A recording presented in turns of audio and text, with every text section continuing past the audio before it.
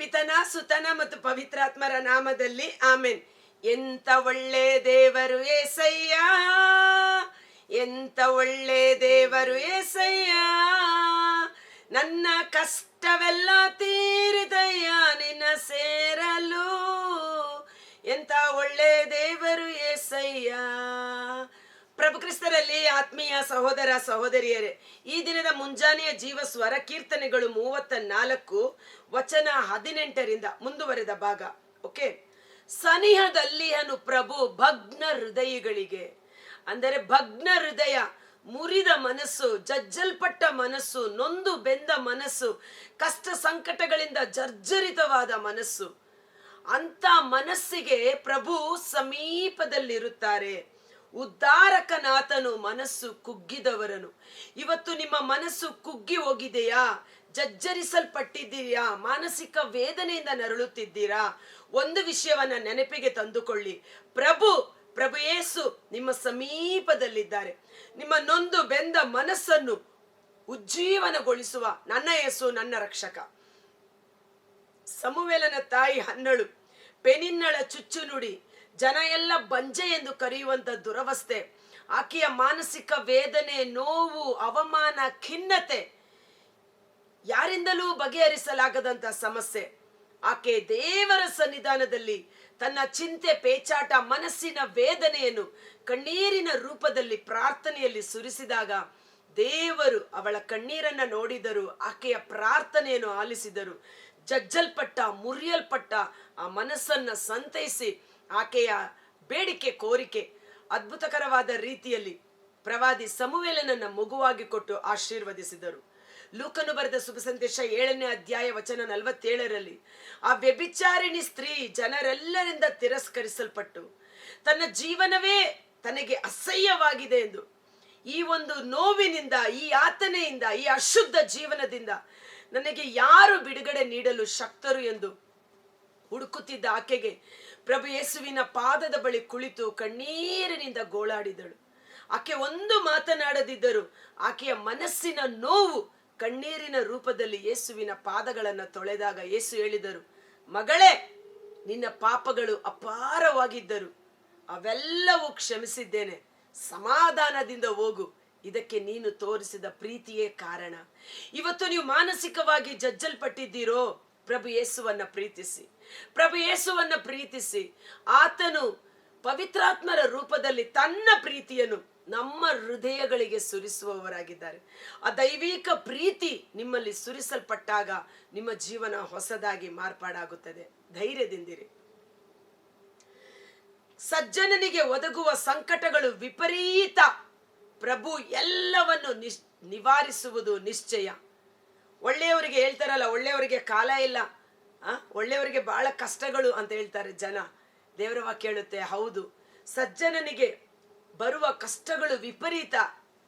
ಕಷ್ಟಗಳು ಹೆಚ್ಚಾದಷ್ಟು ದೇವರು ನಮ್ಮೊಂದಿಗಿದ್ದು ಅವುಗಳಿಂದ ಬಿಡುಗಡೆ ಮಾಡುವುದು ನಿಶ್ಚಯ. ಅದಕ್ಕೆ ಸಿರಾಕನ ಗ್ರಂಥ 2ನೇ ಅಧ್ಯಾಯ ವಚನ 1 ಮೇಲ್ಪಟ್ಟು ದೇವರ ವಾಕ್ಯ ಹೇಳುತ್ತೆ, ಮಗನೇ, ನೀನು ದೇವರ ಸೇವೆ ಮಾಡಲು ಬಯಸುವೆಯೋ? ಪರಿಶುದ್ಧನಾಗಿ ಜೀವಿಸಲು ಆಸೆ ಪಡುವೆಯಾ? ಹಾಗಾದರೆ ನಿನ್ನ ಆತ್ಮವನ್ನು ಸಿದ್ಧಪಡಿಸಿಕೊ. ಯಾತಕ್ಕಾಗಿ? ಕಷ್ಟ ಸಂಕಟಗಳನ್ನು ಜಯಿಸುವುದಕ್ಕಾಗಿ. ಯಾವಾಗ ನಾವು ಅಸತ್ಯವನ್ನು ಬಿಟ್ಟು, ಪಾಪವನ್ನು ಬಿಟ್ಟು ಪರಿಶುದ್ಧತೆಯಲ್ಲಿ, ಸತ್ಯತೆಯಲ್ಲಿ ಜೀವಿಸಲು ಮನಸ್ಸು ಮಾಡುತ್ತೇವೋ, ನಮಗೆ ಶತ್ರುಗಳು ಹೆಚ್ಚಾಗುತ್ತಾರೆ. ಕಷ್ಟ ಸಂಕಟಗಳು ನಮಗೆ ಕಟ್ಟಿಟ್ಟ ಬುತ್ತಿ. ಭಕ್ತರ ಪರೀಕ್ಷೆಯಾಗುವುದು, ಚಿನ್ನದ ಪರೀಕ್ಷೆಯಾಗುವುದು, ಬಂಗಾರದ ಪರೀಕ್ಷೆಯಾಗುವುದು, ಬೆಂಕಿಯ ಕುಲುಮೆಯಲ್ಲಿ ದೇವರ ಮಕ್ಕಳ ಪರೀಕ್ಷೆಯಾಗುವುದು ಅವಮಾನಕರವೆಂಬ ಕುಲುಮೆಯಲ್ಲಿ. ಅದಕ್ಕಾಗಿ ಸಂತ ಪೌಲರು ಹೇಳುತ್ತಾರೆ, 2 ತಿಮೋಥಿ 3ನೇ ಅಧ್ಯಾಯ ವಚನ 11, 12, ನಾನು ಅನುಭವಿಸಿದ ಹಿಂಸೆ, ನೋವುಗಳು, ಕಷ್ಟ ದುಃಖಗಳ ಕುರಿತು ನೀವು ಕೇಳಿರುವೆ. ಅಂತಿಯೋಕ್ಯ, ಇಕೋನಿಯ, ಲುಸ್ತ್ರ ಪಟ್ಟಣಗಳಲ್ಲಿ ನಾನು ಎಂಥ ಕ್ರೂರವಾದ ಹಿಂಸೆ ಅನುಭವಿಸಿದೆನೆಂಬುದು ನಿನಗೆ ತಿಳಿಯದ ವಿಷಯವೇನೂ ಅಲ್ಲ.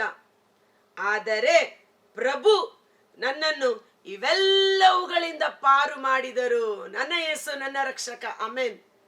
ನಿಮಗೆ ಎಂಥದೇ ಕಷ್ಟ ಸಂಕಟಗಳು ಬರಲಿ, ಭಯಪಡಬೇಡಿ. ಸಮುದ್ರದ ನೀರು ನಿನ್ನನ್ನು ಮುಳುಗಿಸುವುದಿಲ್ಲ, ಬೆಂಕಿಯ ಜ್ವಾಲೆ ನಿನ್ನನ್ನು ಸುಡುವುದಿಲ್ಲ. ಇಗೋ, ಲೋಕಾಂತ್ಯದವರೆಗೂ ನಾನು ನಿನ್ನೊಡನೆ ಇರುತ್ತೇನೆ ಎಂದು ವಾಗ್ದಾನ ಮಾಡಿದ ದೇವರು. ಸಂತ ಪೌಲ ಹೇಳ್ತಾರೆ, ಎಂತೆಂಥ ಕಷ್ಟಗಳು ನನ್ನ ಜೀವನದಲ್ಲಿ ಬಂದವು. ಓ ಮೈ ಗಾಡ್, ಪೌಲನ ಜೀವನ ಚರಿತ್ರೆ ಓದಿದ್ದೆ ಆದರೆ ಆತನನ್ನು ಕೊಲ್ಲಲೇಬೇಕೆಂದು 40 ಮಂದಿ ಹಗಲಿರುಳು ಉಪವಾಸವಿದ್ದರು. ಎಷ್ಟೆಷ್ಟು ಹಿಂಸೆ ಬಾಧೆಗಳು. ಆದರೆ ಸಂತ ಪೌಲ ಹೇಳ್ತಾನೆ, ಅವೆಲ್ಲವುಗಳಿಂದ ನನ್ನ ಯೇಸು ನನ್ನ ರಕ್ಷಕ ನನ್ನನ್ನು ಪಾರು ಮಾಡಿದರು. ಕ್ರಿಸ್ತ ಯೇಸುವಿನ ಅನುಯಾಯಿಯಾಗಿ ಭಕ್ತಿಯಿಂದ ಬಾಳಲು ಆಶಿಸುವ ಪ್ರತಿಯೊಬ್ಬನು ಹಿಂಸೆಗೊಳಗಾಗುತ್ತಾನೆ.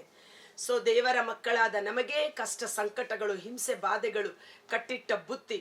ಆದರೆ ಭಯಪಡಬೇಡಿ, ನಿಮ್ಮ ತಲೆಯ ಒಂದು ಕೂದಲು ಸಹ ದೇವರ ಅನುಮತಿ ಇಲ್ಲದೆ ನೆಲಕ್ಕೆ ಉದುರುವುದಿಲ್ಲ.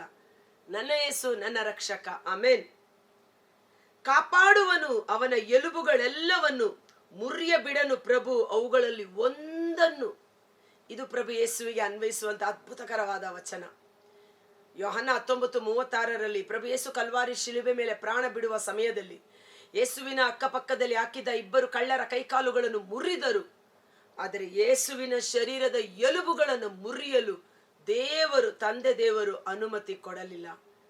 ಎಲುಬುಗಳು ಶರೀರದ ಅಸ್ಥಿಪಂಜರ, ಅಸ್ಥಿಭಾರ, ಆ ಎಲುಬುಗಳು ಒಂದಕ್ಕೊಂದು ಜೋಡಣೆಯಾಗಿರುವ ರೀತಿಯಲ್ಲಿ ದೇವರ ಮಕ್ಕಳು, ದೇವರ ಸಭೆ, ದೇವರು ಕೊಟ್ಟಂತ ಕುಟುಂಬ ಮುರಿಯಲು ದೇವರು ಬಿಡುವುದಿಲ್ಲ. ಇವತ್ತು ಒಂದೊಂದು ಕುಟುಂಬ ದೇವರ ಎಲುಬಾಗಿದೆ, ಅವುಗಳನ್ನು ಮುರಿಯಲು ದೇವರು ಬಿಡುವುದಿಲ್ಲ. ಧೈರ್ಯದಿಂದಿರಿ. ದುರ್ಜನರೆಲ್ಲರೂ ತುತ್ತಾಗುವರು ತಮ್ಮ ಕೇಡಿಗೆ, ಸಜ್ಜನರ ಶತ್ರುಗಳು ಗುರಿಯಾಗುವರು ದಂಡನೆಗೆ. ದುರ್ಜನರು ಅವರು ತೋಡಿದ ಹಳ್ಳಕ್ಕೆ ತಾನೇ ಬಿದ್ದು ಹೋಗುವರು. ಅವರು ಮಾಡಬೇಕೆಂದ ಕೇಡಿಗೆ ಅವರೇ ಗುರಿಯಾಗುವರು. ಸಜ್ಜನರ ಶತ್ರುಗಳು ಗುರಿಯಾಗುವರು ದಂಡನೆಗೆ. ಸಜ್ಜನರ ವಿರುದ್ಧ ನೀನು ಶತ್ರುತ್ವ ಬೆಳೆಸಿಕೊಳ್ಳಬೇಡ. ಸಜ್ಜನರ ವಿರುದ್ಧ ನಿಲ್ಲುವ ಶತ್ರುಗಳು ಅವರು ತಾನಾಗಿ ದಂಡನೆಗೆ ಗುರಿಯಾಗುವರು. ತನ್ನ ದಾಸರನ್ನು ಉದ್ಧಾರ ಮಾಡದಿರನು ಪ್ರಭು ಅಂದರೆ ತನ್ನ ಸೇವಕರ ಪ್ರಾಣವನ್ನು ಉದ್ಧಾರ ಮಾಡುತ್ತಾರೆ ದೇವರು. ತನ್ನ ಸೇವಕರ ಪ್ರಾಣವನ್ನು ಸಕಲ ಕೇಡುಗಳಿಂದ ಸಂರಕ್ಷಿಸಿ ವಿಮೋಚಿಸುತ್ತಾರೆ. ತನ್ನ ಶರಣರಲ್ಲಿ ಒಬ್ಬರನ್ನು ದಂಡಿಸನ ವಿಭು. ತನ್ನ ಶರಣರನ್ನು ದೇವರು ದಂಡಿಸುವುದಿಲ್ಲ. ತನ್ನನ್ನೇ ಆಶ್ರಯಿಸಿಕೊಂಡಿರುವವರನ್ನ ದೇವರು ದಂಡಿಸುವುದಿಲ್ಲ. ಅದಕ್ಕಾಗಿ ರೋಮ 8:33 ಅದ್ಭುತಕರವಾಗಿ ಹೇಳುತ್ತೆ. ಶರಣರು ಅಂದರೇನು? ದೇವರಿಂದ ಆಯ್ಕೆ ಮಾಡಲ್ಪಟ್ಟವರು, ದೇವರ ದಾಸರು, ದೇವರ ಮಕ್ಕಳು, ಕ್ರಿಸ್ತನ ಅನುಯಾಯಿಗಳು. ರೋಮ 8:33 ದೇವರೇ ಆರಿಸಿಕೊಂಡವರ ಮೇಲೆ ಯಾರು ತಾನೇ ದೋಷಾರೋಪಣೆ ಮಾಡಬಲ್ಲರು? ದೇವರೇ ಅವರನ್ನು ನಿರ್ದೋಷಿಗಳೆಂದು ನಿರ್ಣಯಿಸಿರುವಾಗ ಅವರನ್ನು ದೋಷಿಗಳೆಂದು ನಿರ್ಣಯಿಸುವವರು ಯಾರು? ತನ್ನ ಶರಣರನ್ನು, ತನ್ನ ಭಕ್ತರನ್ನು, ತನ್ನ ಸೇವಕರನ್ನು ವಿಮೋಚಿಸುತ್ತಾನೆ, ಉದ್ಧರಿಸುತ್ತಾನೆ, ಮರಣದಿಂದ ಕಾಪಾಡುತ್ತಾರೆ. ರೋಮ 8:1 ಆದುದರಿಂದ ಈಗ ಕ್ರಿಸ್ತ ಯೇಸುವಿನಲ್ಲಿ ಇರುವವರಿಗೆ ದಂಡನಾ ತೀರ್ಪು ಇರುವುದಿಲ್ಲ. ಯೇಸುವನ್ನ ನಂಬುವ ಪ್ರತಿಯೊಬ್ಬರು ನಿತ್ಯ ನರಕಾಗ್ನಿಯಿಂದ ಬಿಡುಗಡೆಯನ್ನು ಹೊಂದಿ ನಿತ್ಯ ಜೀವಕ್ಕೆ ಬಾಧ್ಯಸ್ಥರಾಗಿರುತ್ತಾರೆ. ಒಂದು ಕ್ಷಣ ಕಾಲ ನಾವು ನಮ್ಮ ಕಣ್ಗಳನ್ನು ಮುಚ್ಚೋಣ.